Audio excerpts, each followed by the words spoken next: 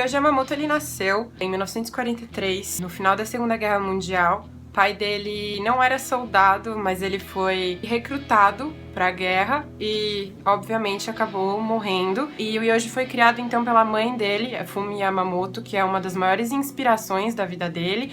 E no Japão, as viúvas de guerra tinham o costume de usar só roupas sóbrias. Ela era costureira, trabalhava sozinha, vivia sozinha e criava ele sozinho. Então ele começou a enxergar o mundo através dos olhos da mãe dele. Ele acabou enxergando o homem como o inimigo dele. Para situalizar melhor todo mundo, o Japão, nessa época da Segunda Guerra, ele tinha sido ocidentalizado fazia pouco tempo. Então, se você andava na rua, ainda tinha muita gente de kimono, ao mesmo tempo que as pessoas estavam começando a se vestir de maneira mais ocidental. E a mãe do Yohji sempre teve uma preferência por um estilo mais clássico europeu. Então você acaba vendo isso muito no trabalho dele. Ela trabalhava essas incansáveis 16 horas diárias, porque o sonho da vida dela era que Yohji estudasse advocacia, e por conta disso ela conseguiu colocar ele num colégio privado, que era um colégio de missionários franceses. Então, depois de se formar, ele foi estudar direito e ele começou a conviver com a classe média bourgeois. Bourgeois, pra quem não sabe, bourgeois, para quem não sabe, é um termo em francês, é um adjetivo que se atribui à classe média referentes aos valores materialistas em que essas pessoas levam a vida delas. E ele começou a enxergar um vazio muito grande nesse estilo de vida, e ele viu que, não tinha nada a ver com ele, que não era isso que ele queria fazer. E foi aí que ele decidiu que ele ia largar a faculdade e ele foi viajar pelo mundo.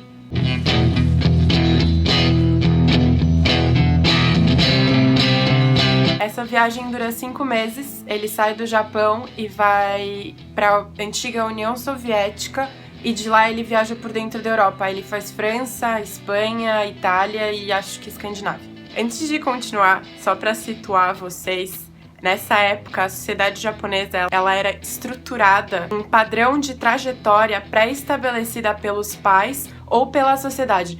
Pelos pais, por exemplo, a mãe dele queria que ele fosse advogado porque seria a única maneira que ele poderia ter uma ascensão social, entendeu? E ele começa a se questionar de, como que ele pode aceitar o destino que a vida tem preparada pra ele, um menino pobre, de uma mãe que é costureira e viúva, sem nenhum tipo de status social. Então, com esse ressentimento dele pela sociedade, ele resolveu deixar tudo de lado. Depois de muita insistência, ele convence a mãe de aceitar ele como ajudante, na condição de que ele tenha uma graduação e aprenda de verdade as técnicas do ofício. Então, com 23 anos, o Yohji Yamamoto entra na Bunka Fashion College, que é uma das faculdades mais conhecidas de moda, não só no Japão como no mundo todo. O Yohji define essa época da faculdade dele como um período de descoberta da verdadeira vocação dele.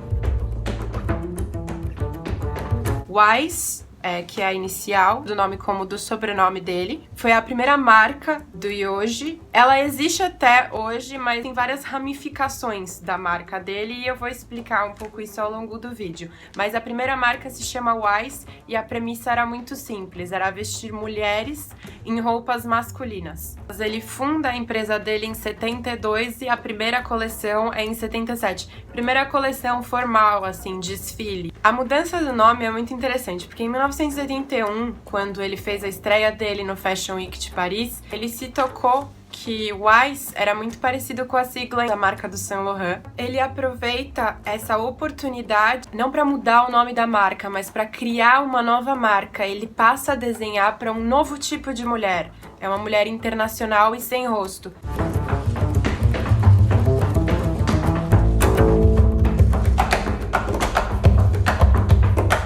Yohji Yamamoto e Rei Kawakubo com a marca homônima Comme des Garçons, que eu também tenho a intenção de estudar. Tô atrás desses livros ainda, que é muito difícil. É mais difícil conseguir livros a respeito da Comme des Garçons do que do Yohji Yamamoto. Fizeram sua estreia no Fashion Week de Paris, a coleção Outono-Inverno de 1981. No mesmo dia, no mesmo local e com as mesmas modelos.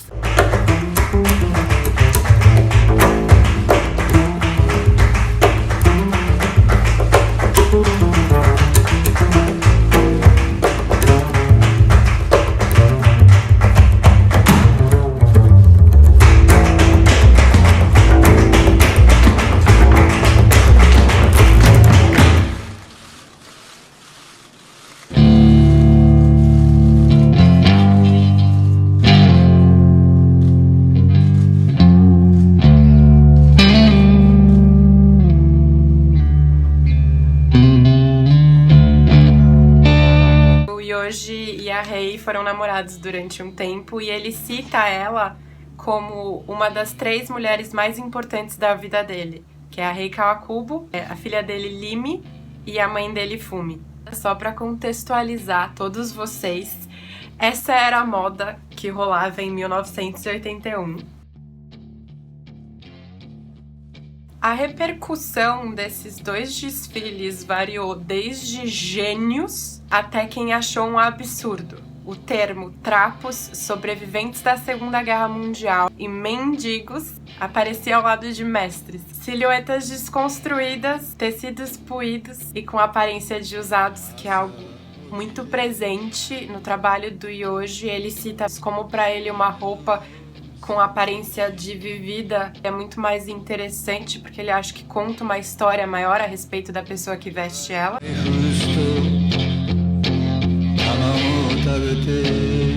Uma característica que eu admiro muito no Yoji e que eu vejo muito presente em todos os meus grandes ídolos é que, apesar de estabelecido, ele nunca deixou de se questionar, ele nunca deixou de se reinventar dentro da própria arte dele. Então eu escolhi algumas coleções dele para mostrar para vocês.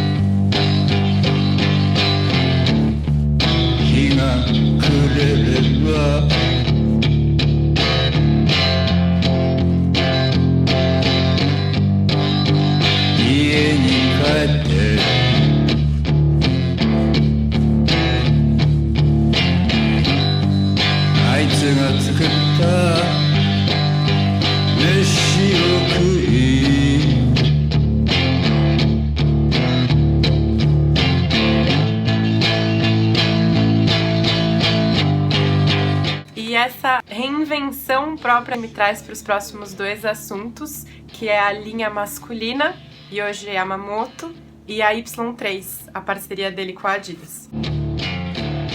Com um conceito e uma inspiração completamente diferente das marcas femininas dele, ele lança a coleção masculina. Ela se torna muito mais pessoal e intuitiva, por conta dele fazer o que ele gostaria de vestir.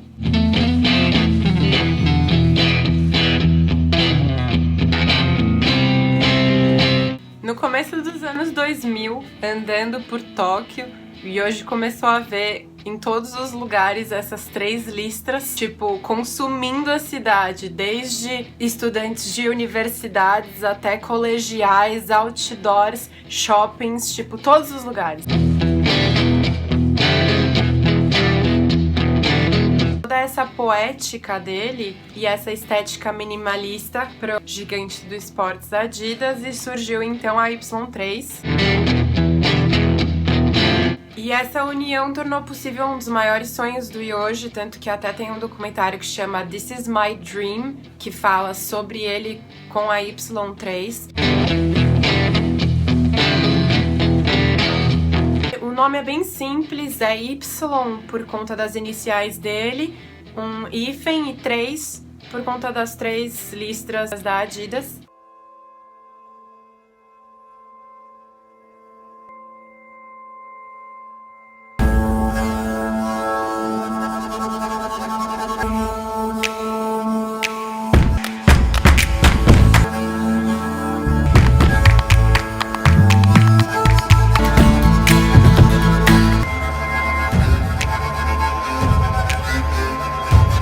São 40 e poucos anos de material disponível, então espero que esse vídeo seja uma janela para despertar a curiosidade de vocês e que vocês passem a pesquisar também. E eu vou deixar disponíveis alguns links de entrevistas em inglês e desfiles que eu achei bem bacana também.